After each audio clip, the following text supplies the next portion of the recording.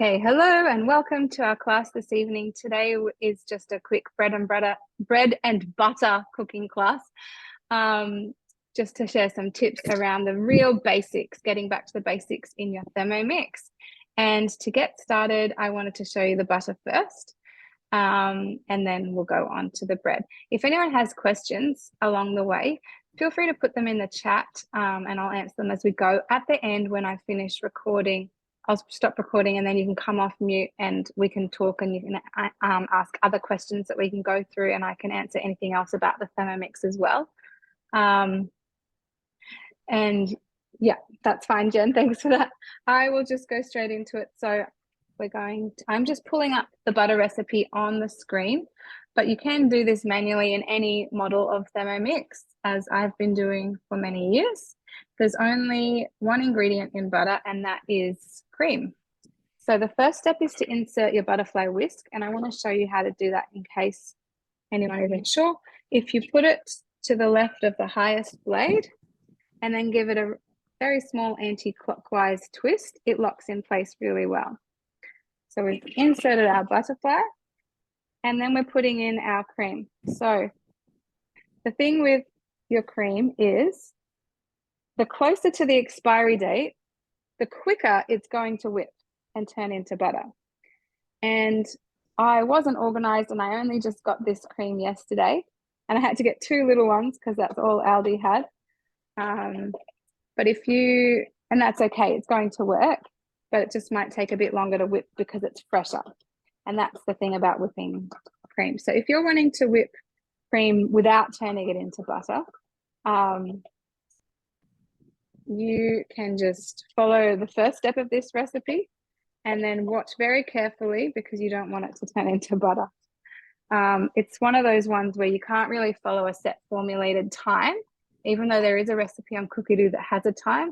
It's kind of one of those things where it's more of a look and see. So while I'm whipping cream that I want to just be cream, I'll let it whip for about 20 seconds with the MC on, and then I'll take off that MC and I'll look in and watch until it's the texture I want it to be. So that's just my tip for whipping cream. As far as butter goes, we want to just whip it for a really long time until it separates, and you'll see the Thermomix shaking a bit, and you'll definitely hear a change. So I've put in the cream, I put on my MC, and I'm going to turn to speed 4. And yeah, so now I just need to wait and let that separation happen. And so what's going to happen is the buttermilk is going to separate out from the butter. So you've got your 2 separate ingredients, and the buttermilk's really good to use in like cutlets or scones or just anything you're cooking with that normally asks for milk. You can use the buttermilk for that too.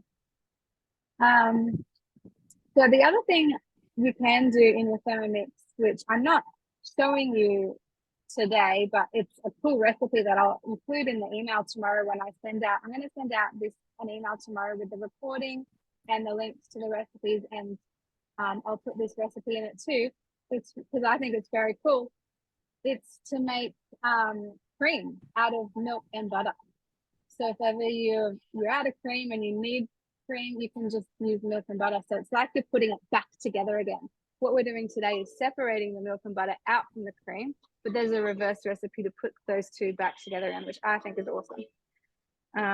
Okay, I've done this for 1 minute, and I want to show you what we have here. Just some nice whipped cream. So not good enough for today.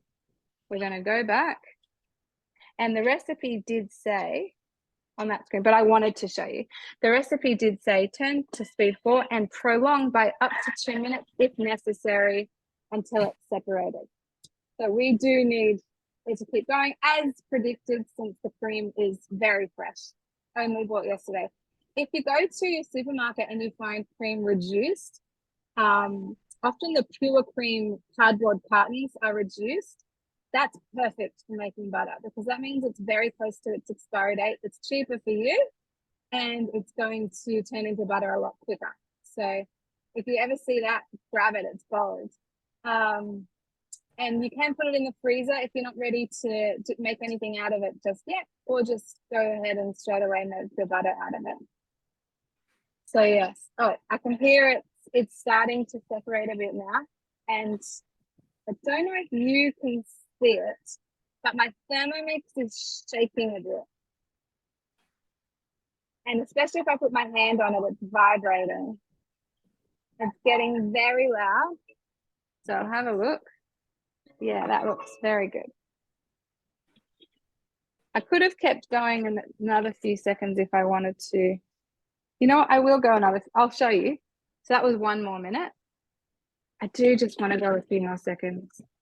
I'm showing you in steps just so you can see what it looks like along the way, because this is one of those troubleshooting things people have where they're not sure if they've gone far enough yet. Okay, now can you see the Thermomix shaking? And I don't know if you can hear it. I've got my AirPods on. I don't know if you can hear it, but it was like zhoot, zhoot, zhoot, zhoot. It's like a really interesting noise that's definitely different to the normal whipping of cream noise. Yeah, and I know the microphone sounds a bit weird when there's background noise on Zoom, but anyway, that doesn't matter. So we've got our separated out here, and I'll show you properly when I take out the butterfly whisk. So don't need the whisk, and at the moment we will use that again. So 2 ways of straining. Some people would put this in a bowl and tip it through. I actually do a different way where I like to put my simmer basket in and strain it out into a jug with my thumb on this bit here, just holding that in place. So that holds the simmer basket in place. The other thing you can do is use your spatula. I'll just show you. Some people put their spatula in here to hold the simmer basket in place. Either way, whatever works for you. I've been using my thumb for years, so it just works for me. But hopefully you can see all that buttermilk coming out. It's beautiful. That's an awesome ingredient that you can use in your baking. Once you think you've got a fair bit of it out, then I can show you what I've got. Without it tipping all over my laptop. So there's the butter, and I'm just going to use my spatula to kind of squeeze it, just pressing down on it. And then I know I can get more of the milk coming out. And the more you squeeze, the more will come out. Now that we've taken the milk out of the butter, or we haven't quite yet, but once you've taken the milk out of the butter, the expiry date on it lasts a lot longer, because basically it's the milk portion of that cream that was going to expire. So now this buttermilk needs to be used within a day or 2 or 3 tops. But the butter can go on for a few weeks because we've taken that milk out.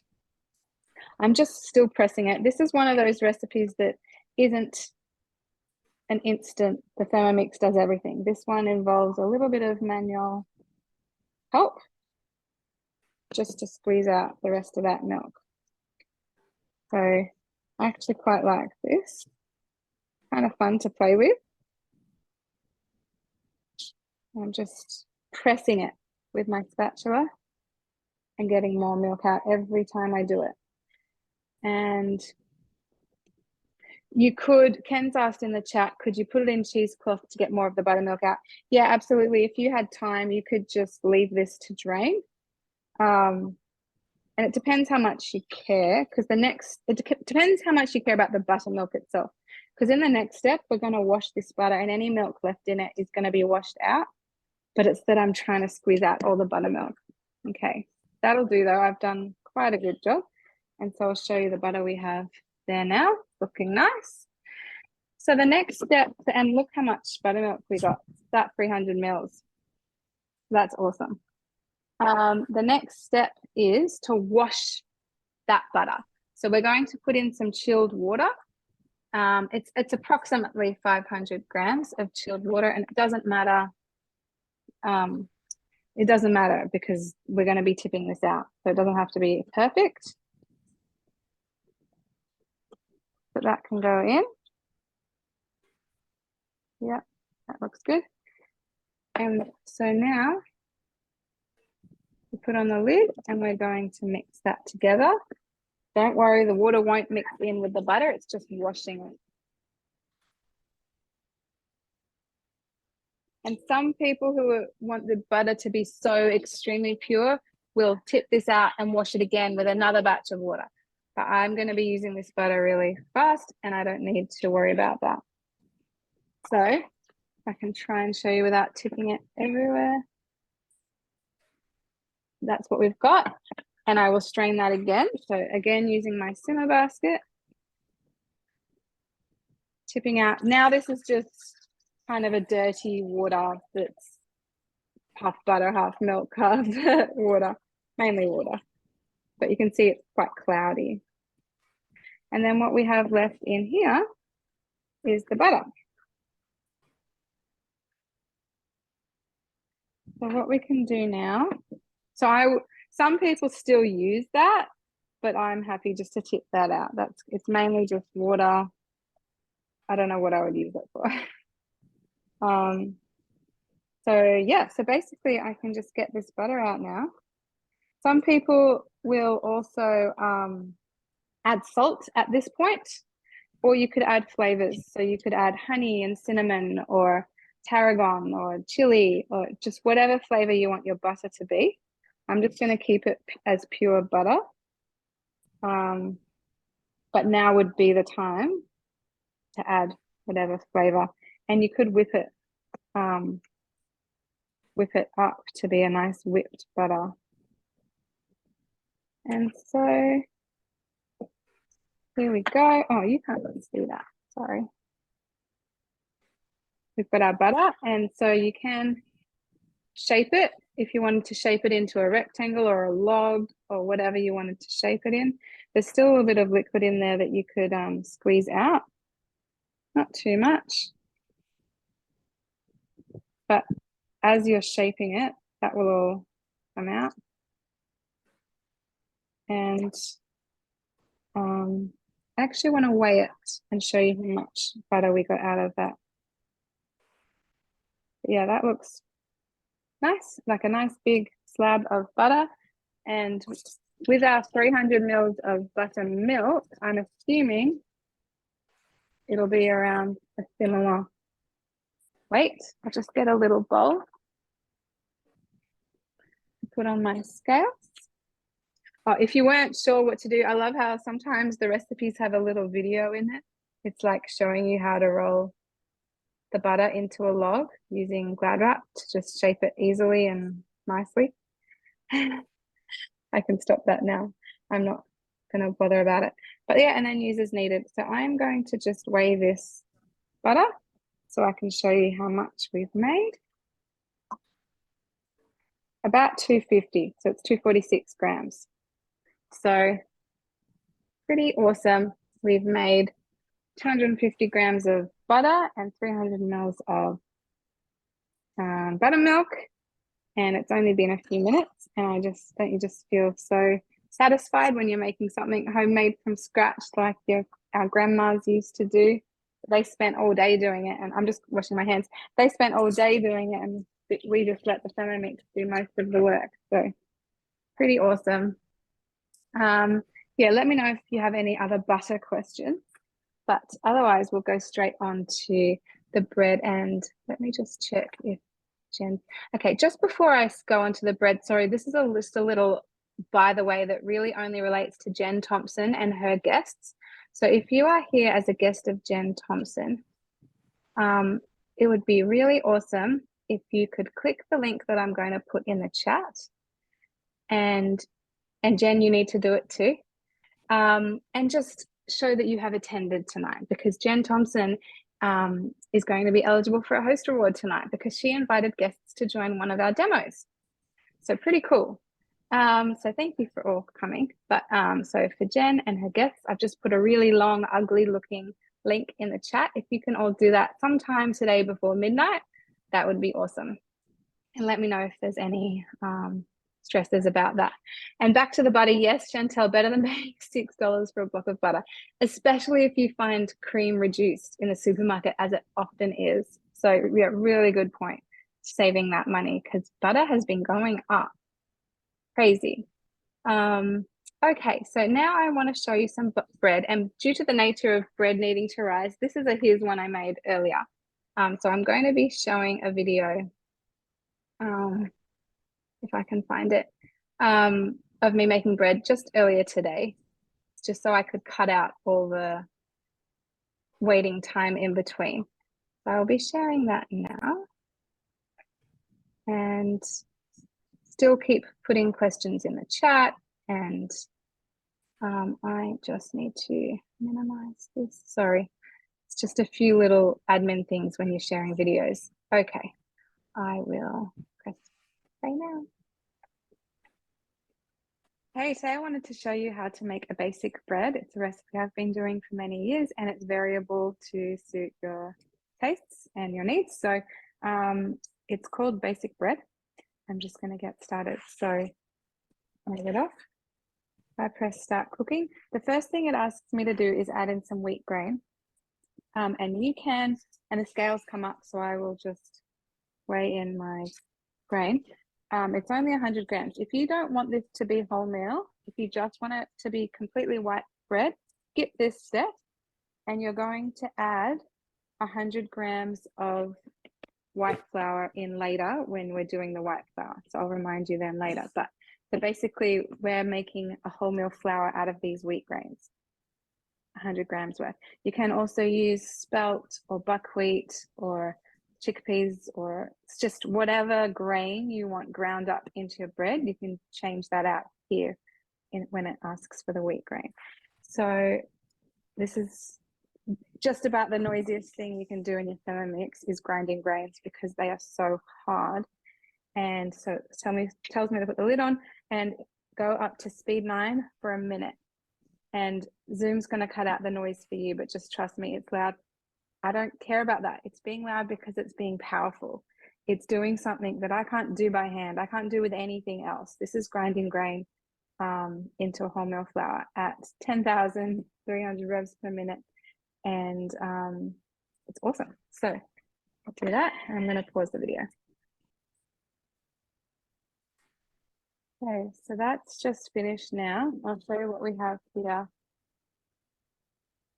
with our wholemeal flour. So the reason why you'd want to grind your own grains are because a lot of the nutrients that are in grains are lost once they're ground after sometimes a few hours in the case of something like chickpeas, or a few days in the case of our wheat grains and things like that. So there's like proteins, vitamins, antioxidants, all sorts of things that are found in freshly ground grains. So I don't know if you can see, but we've got a nice wholemeal flour here that we've made. If you want it finer, you can do it for 2 minutes. When I'm grinding rice to make rice flour, I do it for 2 minutes because that's when you want that really dust-like powder. But this is good enough for our bread today. So I'll set that aside and we carry on. So basic bread recipe should only really be about 5 ingredients, and one of them is water. My spatula is in there, so now I need to tare my scales. So that's something to always know. If you had the lid on or just been touching it, don't ever touch your machine while you're tearing the scales. So now I need to press this tear reset button, putting in some water. It doesn't matter what temperature this water is. So just out of the tap is fine, because we are going to heat it up. And okay, that's good. So just some water, and we're going to put in the yeast. So it's a sachet. If you buy the sachet boxes, that's good, or just 2 teaspoons of this one. So I'm using dried yeast. I have tried using fresh yeast once. It did not make a difference. I don't see why I need to bother when this is really good. And I keep this in the freezer because then it stays active and fresh. So there's your yeast. We are going to activate that yeast in the water on 2 minutes for 2 minutes, 37 degrees, speed 1.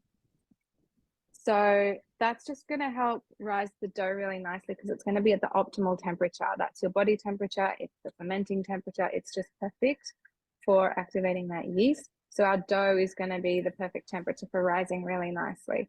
So that's why we're heating that up now.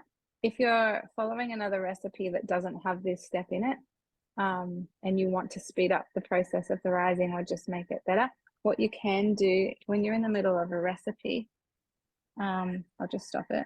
When you're in the middle of a recipe, you can just press this home button and then you're home. So you could have come here and manually set that time for 2 minutes, 37 degrees, speed 1. And then when you're ready to go back into the recipe, just stop that, press your bookmark, and you're back to where you left off. So that's just something I sometimes do when I'm in recipes and I want to change it around. I just want to get out of it, do what I want to do on the home page, and then go back to where I was bookmarked. Now, the other thing you can do at this point while your yeast is activating is multitask and look ahead. So if I press these 3 dots, I can go to the recipe detail and scroll ahead and see I need to go get my oil, my white flour, my salt, and the optional seeds out of the pantry. So I've got 2 minutes now to go do that while that water is activating the yeast. So that is finished. So now it is asking me to add all the other ingredients. So 20 grams of olive oil, and the scales in the TM6 go at 1 gram increments. So you can drizzle things in or put in tiny amounts and it will detect it. So it's really nice not to have to use measure cups and be able to rely on those scales. And we are putting in our white flour. So now this is baker's flour. So it's quite different to, I'm just using it straight out of my big tub. You can see I buy a lot of things in bulk. It's different to plain flour that you buy to make cakes and biscuits and muffins. This has extra protein and a bit more gluten to give it just a nice stronger bread dough, and it gives it a good light touch. You will notice a difference if you have them side by side, but if all you've got is plain flour and you want to make bread, still do it. Like, give it a go and use the flour that you've got because it's still going to work. But if you had them side by side, you'd see a difference of, oh, that's why people use baker's flour for their breads and pizza doughs and focaccias and things like that. So the flour is in. We want a teaspoon of salt. I just I get the rock salt and mill it myself so that I've got additive-free cooking salt, no anti-caking agents or anything like that. And I just do it in this, like about this much at a time, just 10 seconds, speed 10. And it makes this beautiful cooking salt that you can have ready to go. I know some people just stand there going like this, but to get a whole teaspoon's worth is actually quite a bit. So have some ready milled so that you can just add it in whenever recipes ask for salt. Now it says to add the reserved wheat flour. If you were just wanting to do white flour, remember back when we added the white flour, we could have added 100 grams, or now you can pull up the scales by pressing those 3 dots, press the scales, and add in another 100 grams of white flour, like the baker's flour. In this case, I want to add my reserved wheat flour. The other thing about that is if you want your bread to be more wholemeal, so this is only a 20% wholemeal ratio. If you wanted it to be more, here's where you, earlier you could have just ground more grains and you just change the ratio of wholemeal to white so that your total is 500 grams of flour. You can decide that ratio yourself. But see how you go. If your family's used to white bread, you can introduce the wholemeal slowly. So maybe you do start with 50 grams of wholemeal and just build it up until you're at a level that you're happy with. So the other thing I always add that is a bit different to the recipe, this is not in the recipe, but this is some apple cider vinegar. And the reason I add this in, I'm going to pull up the scales, is because it's like a natural bread improver. And I only want 20 grams, or about a tablespoon. We don't want the dough to be too sticky, but this is, yeah, as I said, a natural bread improver just to help better texture, help the life of it, and it's a bit healthier for you too, apple cider vinegar. Now the seeds is the other thing I add in. The recipe says to put some on the top, which will look nice, but I want to incorporate it into my bread. So I've got some chia seeds and sunflower seeds. So we've got some extra omega-3, we've got some extra protein, vitamins, things like that. Extra goodness, totally optional, leave it out if you just want the normal bread. And now we are combining the ingredients for 6 seconds.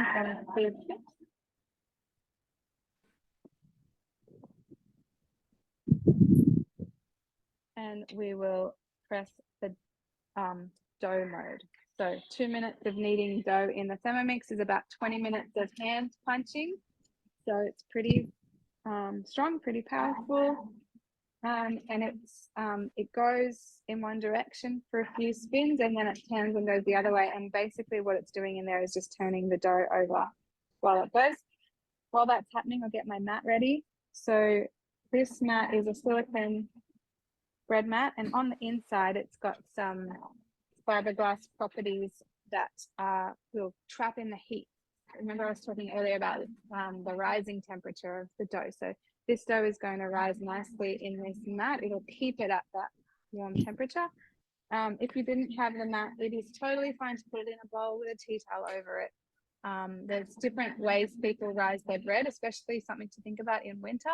You can put some water in your Thermomix and have your dough sitting in your varoma and use ferment mode. So if you go to all your modes, there's one called ferment. Fermentation, sorry. So you can have it on that so that your bread is rising in the varoma while there's water cooking below. Some people like to put hot water in their thermo server, insulated serving bowl, and sit the bread dough on top of that. You could also heat up your microwave for a minute empty with nothing inside, just heat it up and then sit your dough in the microwave. Just make sure everyone knows not to go use the microwave while you're doing it, or in your oven on a really low temperature. As long as you don't want to cook the bread any hotter than getting it over at 37 degrees though. So just make sure it is a very low temperature. Some people put it in the car on a hot day. I think it could actually get too hot in there and start to bubble too much. So something to think about. But yeah, next to a hot window is fine. Like over there, sometimes I do. Just find a warm place for your dough, basically, is the message. So this says transfer to the mat, but yeah, we've talked about that. So to get your dough out, if you turn it upside down and twist, you can see this piece here, that's your blade action. So if you twist that, it should fall out. And as I said, my dough is a little bit stickier because of this cider vinegar that I add in. If you're not adding that in, your dough won't be as sticky as this, but it's still pretty good. So you can see there's a little bit of mess in there.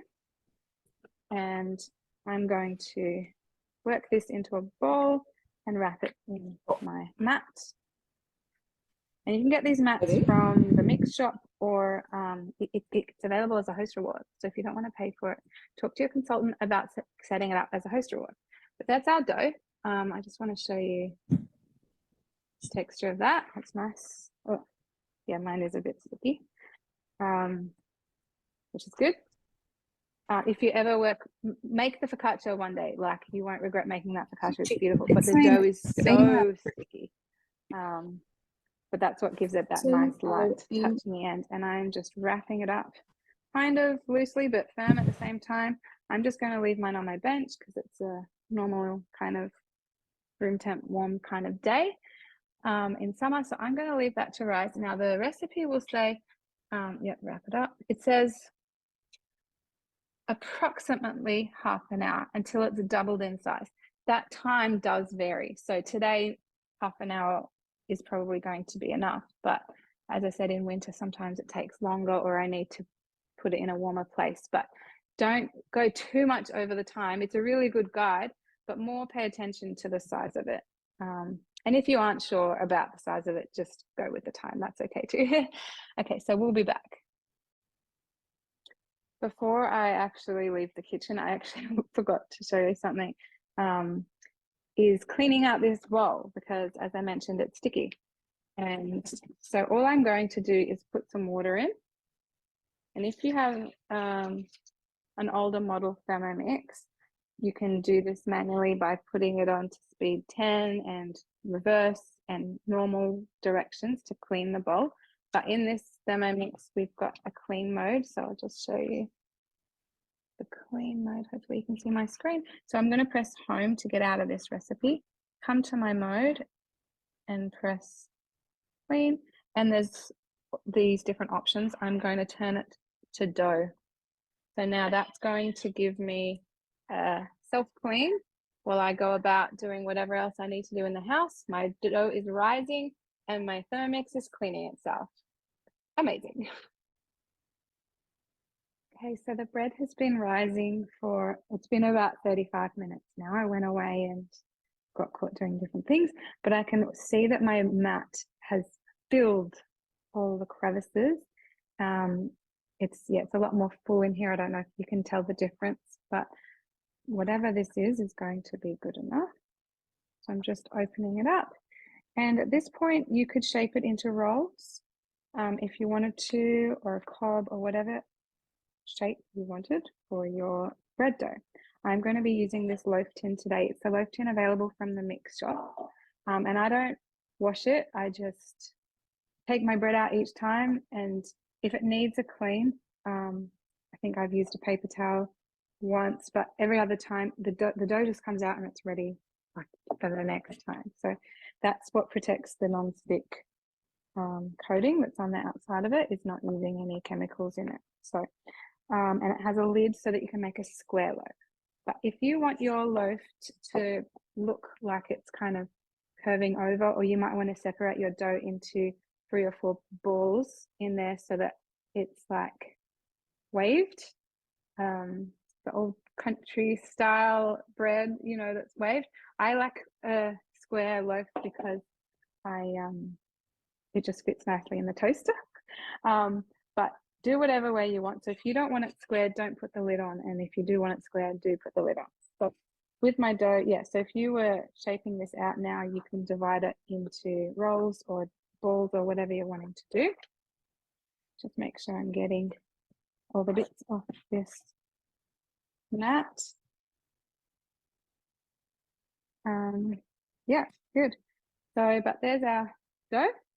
And all I'm going to do for this one today, sometimes I do 4 balls. So I would just divide this in half and then half again and put it in there so that it does look waved. Today, I just want a normal square loaf. So I'm just kind of rolling it into a rough sort of log shape. I want it to be about the size of my tin, so I can put it there and sort of measure it against it.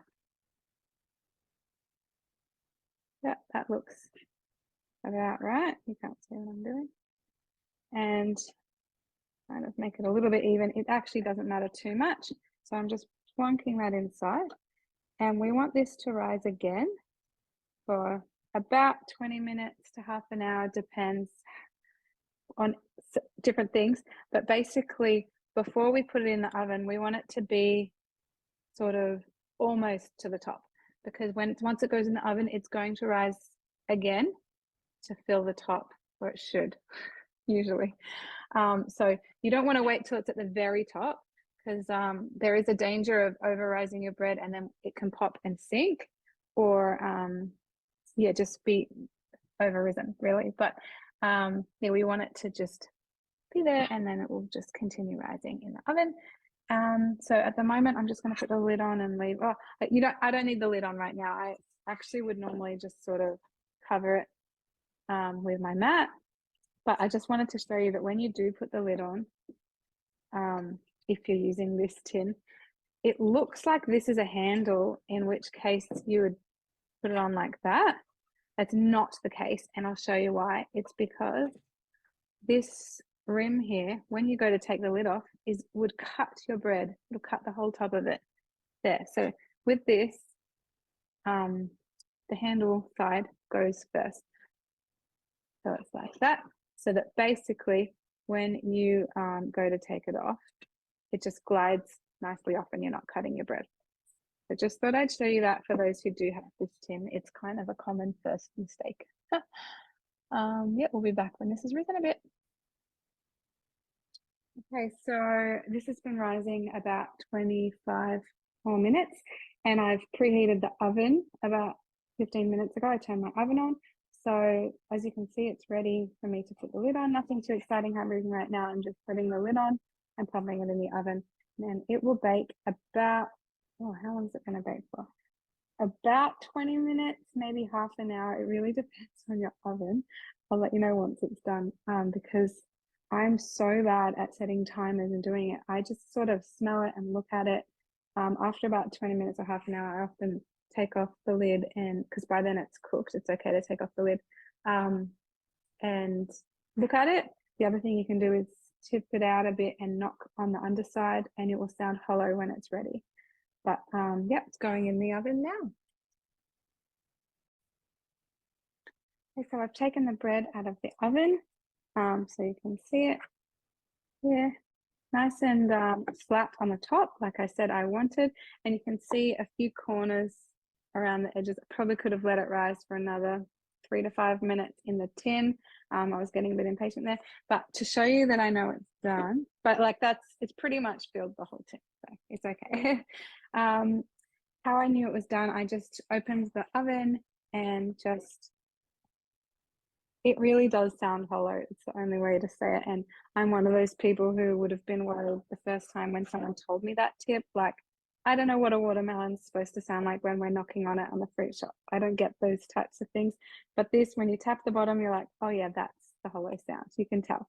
You can also smell it and see it. It's nice and brown and crusty. So yep, I can cut into it to show you. Sorry, I didn't get my knife ready. I've got a proper Thermomix slicing knife that has a guide, but it would take me a second to find it. So I'll just do this now. It's actually easier without that mitt. Just to show you the inside. You really should let it cool down before you cut into it. But this is nice and soft and beautifully light to touch. I don't know if I can show you too well, but yeah, very soft, light, fluffy. It smells amazing, looks good. It's going to taste great. I'm going to have this nice crusty piece warm now with some butter, and yeah, that's baking bread in the Thermomix. And there's so many other bread recipes you can make. This is just, I wanted to do the basic one with a few tips there. Happy Thermomixing. Okay, so there we go with our bread. And if anyone has any questions about bread, please feel free to put it in the chat. I did just also want to share, I've probably lost my screen for it. I did want to share just a really quick cookie dough tip, because I am still finding long-term Thermomix users who don't know about this, and I just have to share it. It is awesome. Oh no, now I have two open. Sorry, it's because I was mucking around with trying to find the link for tonight last minute. Well, I'm not going to find that. Where is it? I've lost a window. I've lost a window. No. Oh my God. Sorry guys, this is so weird. Let me just open it again. Anyway, I'm going to show you some really quick tips on cookie dough, because oh yes, and you want to see the cutter. Yeah. Okay, log in. Oh, this is hilarious. I was ready, I promise. Okay, we're back. Share screen again. Okay. So hopefully you can all see this. So this is my cookie dough screen. It's basically that I want to show you when you're looking for a recipe, let's say bread, because tonight's all been about bread and butter. And incidentally, bread and butter pudding is a great recipe to try too. Also, this Tangjong milk bread is awesome. I find it needs to rise a lot longer than the recipe says, but yeah, it's really awesome. But look at all the different breads that come up when I just type in that one word. So if you love baking bread, try them all. Just keep trying them all until you've found your favorite. There's a lot here that we love. That brunch bread's awesome too. Yeah, tonight really was just showing you the basics. But what I wanted to show you was the tip of organizing your recipes. So a lot of you know to find this that you can bookmark it, add it to a collection, which is basically a folder. You can add to your week, so you can choose the day you want to cook it and add to your shopping list. Now, what some people still don't know is that when I go to my week and come to my shopping list, when I press show ingredients, it's separated all the ingredients out into the aisles of your supermarket so that your dairy's together and your meat's together of all the recipes you want to cook that week. So it's really just making life easy. But this button here, the order ingredients button, this is awesome. So it only works with Woolworths. It detects all the ingredients you want for the week. It chooses a brand for you, as obviously it has to do. But if you don't like that brand, come here and press swap and you can choose the brand you do like, whether you want it to be cheaper or organic or whatever the situation is. Let's go cheaper, shall we? And then once you're ready, you just press add to cart. Now I've got a lot of ingredients in this because I've been playing around with it. And occasionally there'll be something that wasn't matched automatically, and that's okay. The system is, 99% perfect. So come read those so that when you go to your cart, you know that you need to add that in manually on the Woolworths website, which is totally fine. The other thing that's fairly new is that you can come to the My Recipes tab, press created recipes, and here's where you can add in your own family favorites so that they show up on Cookie Doo on your screen of your Thermomix TM6. So these are some family favorite recipes that we've added in. And then last thing I want to show you, oh, actually another thing. Actually, this isn't, two more things, sorry, this is important. If you haven't looked at your filters yet, up the very top of Cookie Doo, you can go to your profile and update your filters. Now, the reason you would do this is if it's on your default setting, it's only ticked Australia. So what a lot of us like to do is come here and untick Australia, just get rid of that and tick the languages that you speak, because that's going to open up so many more recipes. And the other thing you can do here, oh, this is what I need to do. The other thing you need to do is tick the accessories you do have and untick the accessories you don't have, because you don't want to be halfway through a recipe and it tells you to put in the blade cover peeler when you don't have it. So yeah, that's important. So we'll press save. Okay, we went in there. And the other thing I want to show you is that some recipes now have scaling. So this was a random one so that you can change the servings. So the normal serving size for this pizza dough is four pieces.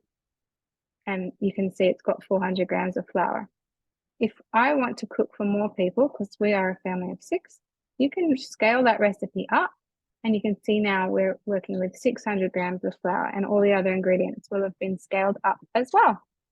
So that's another exciting thing that's still being rolled out is recipe scaling so that our recipes can, you're in control. So if you're a family of 2, you can put it down lower. Yeah, I think that's pretty cool. So that was just a super quick Cookie Doo tutorial. And now I want to show you the cutter. It's over here, sorry. So basically, 2 secs. Hey, Jared, can you please get me a carrot? I wasn't prepared to actually make anything on it, but I might as well. So, so this is really cool. You've got a bowl. This is like, for those who haven't got a Thermomix yet, this is an optional extra that is brand new. It's just, he came into the kitchen at just the right time. you don't need to have this in order to make the most of your Thermomix. Like I've been Thermomixing for 13 years without this cutter, and the Thermomix is amazing just the way it is. For some of us, we're excited about the new accessories because it can give different aesthetics to your ingredients. So that's why some people are going mad for the cutter at the moment. So we put the bowl in. No, first you put the shaft piece in, driving shaft, I think it's called. And then you put your bowl in. And then it depends whether you want to slice or grate. So if you want to grate, you put it this side up because that's the gray piece. And if you want to, and there's actually, can you faintly see? Oh, it's not going to be good. It's written there. In real person, it's obvious. The other side is slice. So we've got grate and slice. Sorry, I couldn't remember which one. I already told you that. And the picture there kind of shows you. And for each side, there's thick or thin. So we've got 4 different results with our cutter. So I want to slice this carrot because I don't want grated carrot. So I'm going to put it on slice. And then you put your lid on. Put it in our Thermomix. Now we have on our modes. So these are all the different modes on the Thermomix. Your scales and dough and turbo. We've got clean mode, egg boiler, kettle, a warm up, thicken, rice cooker, fermentation, slow cook, sous vide, peeler. And then we've got our extra attachment modes. So we've got the grater, the slicer, and the blend. Oh, blend is for anything, sorry. So we are going to slice. And once you come in, you can choose thin or thick. Let's go thick. And I just need to quickly, I probably don't need to because it'll just slice it off for me. I'm going to leave the end on and let's see what happens. So we are going to put that up the top and we're going to guide it through with our guide. It's not pushing it, but we just guide it. So let's go to thick.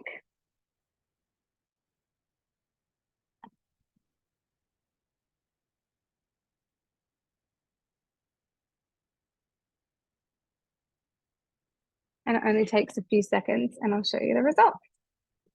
So I can, tomorrow when I send out the email with the recording and everything I said I'd already emailed with, I'll also attach a link to another video that's very professionally shows you about the cutter. But there we've got our sliced carrot in a few seconds. They're uniform sized pieces. So thick is 4 millimeters, thin is 1 millimeter, and that's for great for slice. But yeah, really easily sliced carrot. I hope you can see. And the end bit has been caught in the top, and that's okay. It should just pull out. I've had that happen before. Yeah, or sometimes you just need to give it a help. Just be careful with that, obviously. So that's interesting. That's kind of cool, actually. Yeah, so that's the cutter in a few seconds nutshell. The other thing to remember once you're finished using this is to take out that piece. I have heard of people forgetting about that being in there and getting it mixed up. So very important you take that out. And then your Thermomix is clean because no food has come in contact with any of this. So you're ready to, you meal prep, you like prep your ingredients in the cutter, take it off, and your Thermomix is ready to go for your recipe. So super easy to use. So that's the cutter. The other great thing for those who don't have a Thermomix yet, I've shown you all the modes so super quickly. So we actually have a TM6 and cutter demo happening very soon. It's on the 22nd of February, where I'll go into a lot more detail about the Thermomix itself and the cutter. Tonight really was just meant to be a quick class about bread and butter. That's why I'm being quick about the Thermomix. But in a nutshell, you know, I've shown you all the modes, and my actual favorite thing about the TM6 is if I go the other way. and I'm straight into cookie dough. So I can come here and type what I want to make, or I can scroll down and see what's trending and what's new. So if I go down, I can see what's been cooking a lot this week. Lots of people eating pancakes. Yeah, so just really cool that you're straight into cookie dough. And once you found the recipe you want to make, you just click it and you're in it. And you can scroll down to see your ingredients, your steps. There's a nutrition guide at the bottom, and some hints and tricks. But if you're ready to start, you just press start and go. And that's what you saw me do with the bread and the butter. So, oh, and sorry, if I show you the menu, here's where you can see all your recipes that you have organized, including your own created recipes. So my daughter just loves, and it's slow when I'm on Zoom, that, you know, a picture of herself is on the Thermomix screen, you know, so she can come and make the spaghetti bolognese and it's her favorite dinner. So she can come and cook it with guided cooking. So created recipes is awesome. Yeah, so that's the end of our class this evening, and I'll end the recording. And then if anyone has any questions to ask, please feel free to just come off mute and ask me. So I'll just end that recording now. Thanks everyone for joining.